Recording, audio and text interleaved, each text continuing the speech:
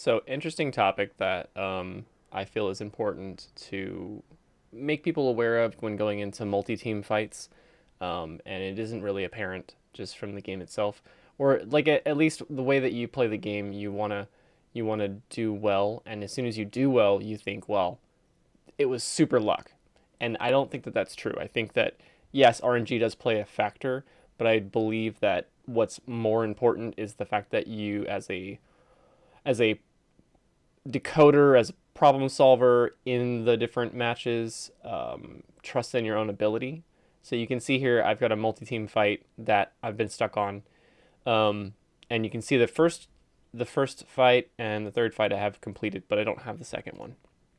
And I've kind of got it to a point where I get pretty close. It's just missing the mark for some reason, um, and I think it's just really important to not get stuck, like fixated on the idea that if you ever have beaten a boss, it was like pure luck. I think it has. I think it's important to understand that you can replicate those things, and sometimes the problem that you're facing right now isn't that RNG isn't going in your favor. It's that you're too stuck in your idea that you need certain things in order to be able to complete levels. So one of those factors that I want to talk about is Brutus. Brutus is a really annoyingly good character, and why that's bad, why you were like thinking in your head, why would you have a character that's annoyingly good? He's annoyingly good, and he's kind of required in a lot of comps, but you can only use one of them. So you have to pick and choose how you utilize your characters in the early game when you don't have like full teams built out, and deciding where Brutus falls into each lineup is very important.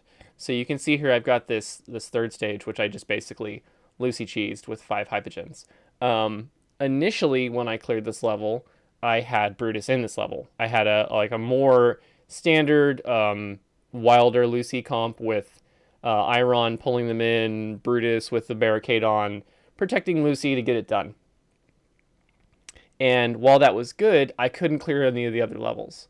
And now you see in stage one here, because I did the 5 hypogen cheese, it allowed me to put Brutus in this stage, which got me the win.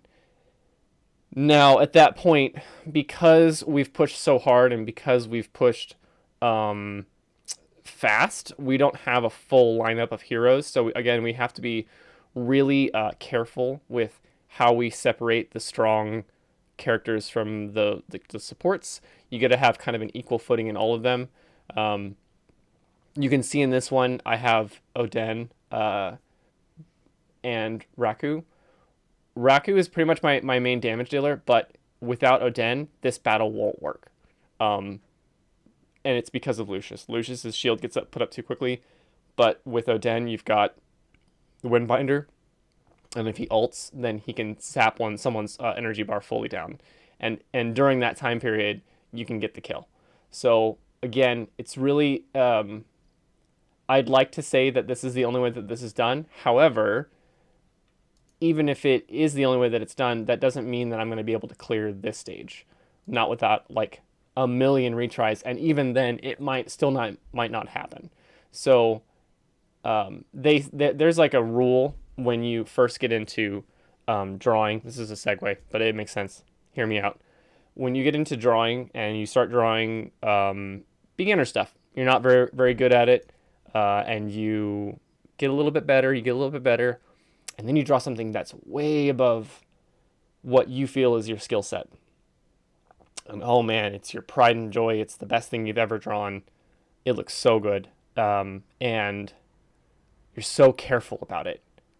And what ends up happening is that you become so fixated on the fact that you got success one time that you don't keep improving.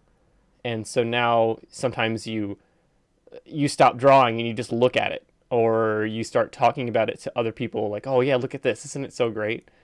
And you're no longer practicing, you're no longer getting better, you're no longer producing other works. And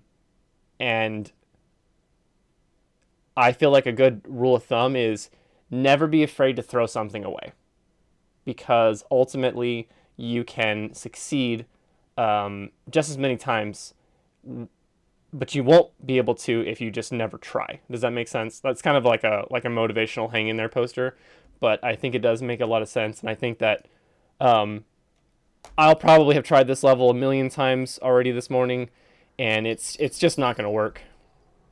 Um, Again, it gets really close, but you can see that there's a pretty decidedly uh, lacking amount of DPS here. There's so much heals on this team. Namora, Solis, and Taylene, and then having Savina just makes it so that you can't really use any healers. And normally that would be like the answer. Like if your DPS is dying, then you need to put a little more healers. Any healer you put over here is just going to instantly die. So essentially at this point, I need to restructure the three teams for the win, for the ultimate win, for the three board win, if that makes sense. Whereas in earlier fights in the game, you can just sub heroes out and here and there, whatever, doesn't matter. You have to make sure that each team is somewhat equally as strong, or at least strong enough to clear the level. And if you ever get into a point where one team is just not cutting it, and it doesn't matter how much you rearrange or artifact manipulate, it's just not happening. That's when you kind of need to go back to the drawing board, figure out what you did wrong, or I guess too right in one stage, and balance it out. Hopefully that helps. Have a good one.